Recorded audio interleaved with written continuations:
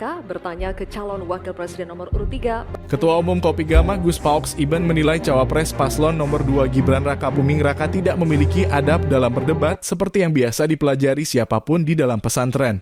Sikap Mas Gibran ini tidak sesuai dengan tata cara adab berdebat di pesantren lantaran melecehkan orang lain. Padahal tim sesnya ada banyak kiai dan baru saja masuk per hari ini Bu Khofifah jadi TKN, ujar Gus Pauks Iban Minggu 21 Januari 2024 malam kepada wartawan.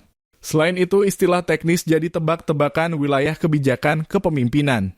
Menjebak pertanyaan apa, bukan bertanya bagaimana dan kenapa.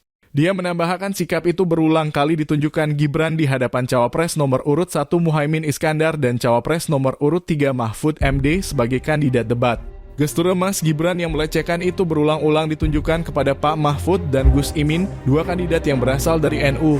Gibran ndak paham adab NU, tutur Gus Pauks Iban.